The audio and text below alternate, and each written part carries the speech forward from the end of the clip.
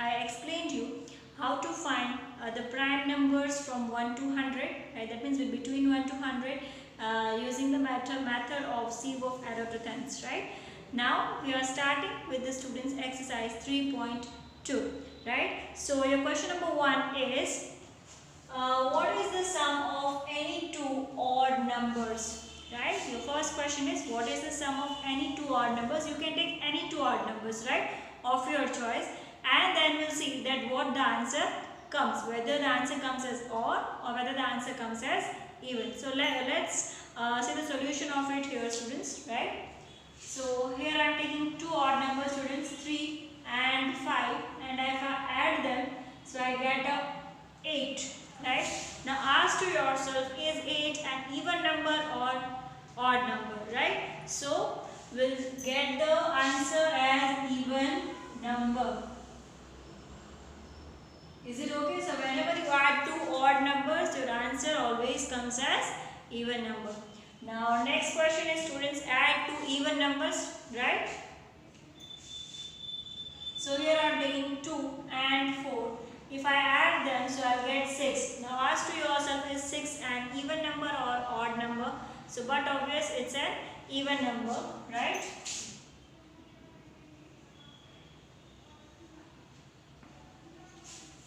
Is it okay, students? Okay, students, now let's see the question number 2, right? The question number 2 is state whether the following statements are true or false.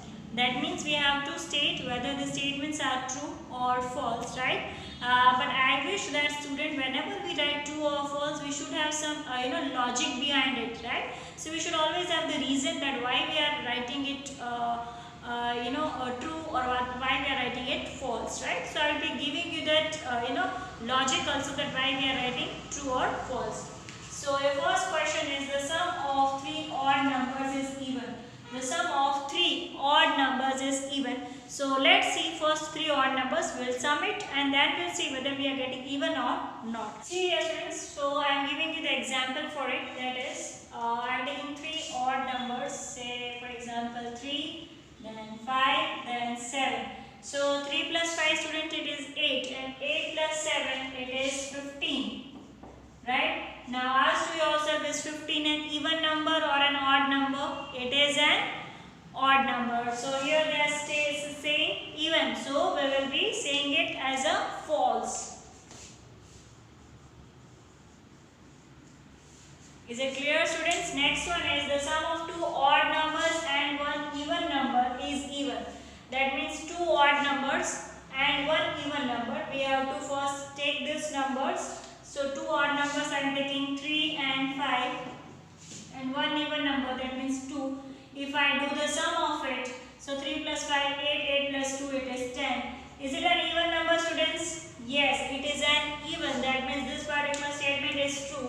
So here I am writing it's true. Right? Next one is, the product of three odd numbers is odd. So first of all, take three odd numbers, right? So I am taking three odd numbers as 3, then 5, and then I am taking 7. So 3 5s are 15. Product means to multiply. So 3 5s are 15. 15 7s are 105, students. Now 105 is odd.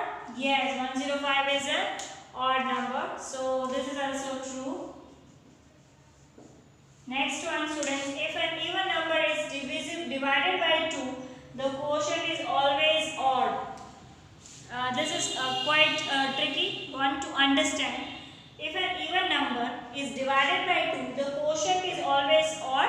Okay, for example, if I say, if I divide 4 by 2, then the quotient is 2, right? That means the answer is 2. Quotient means here your answer.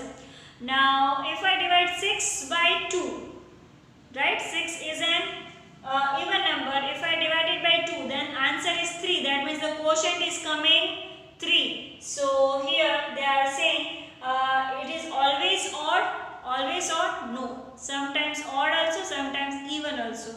So here I am giving the proof, that is 4 divided by 2.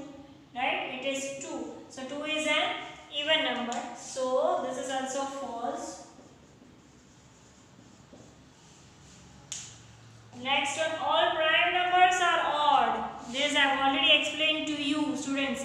All prime numbers are odd. Think and tell, right? Prime numbers means the numbers, right, which have only two factors, 1 and itself, right? So in that number 2 also come, right? So 2 is an odd number. No, 2 is an even number. So here also we'll write the answer as false because of 2. So if you want to write, then you can write the reason, that is 2, right? So false. Right, students? Okay, students, now let's see the remaining sentence statements also, right? Prime numbers do not have any factors, right? So the statement is saying that prime number doesn't have any factors. This is totally been wrong. Prime number have two factors, right? So saying that doesn't have, so this is totally been wrong. So here I am writing false because they have two factors, right? Because they have the two factors. This is the logic for it. Next one is sum of two prime numbers is always even. So if you take two prime numbers and if you add them, the total is always even, right? See, students, all prime numbers are odd except 2, right? So 2 is a prime number, but it is even, right? So if you take the combination of 2 and you take another prime number, say for example 5. So here your answer comes as 7, students. So this is not an even, this is an odd number, right? This is the limitation, student, for this this is the one limitation, because here you are having the 2. So 2 is an even prime number, that's why the answer is coming as odd.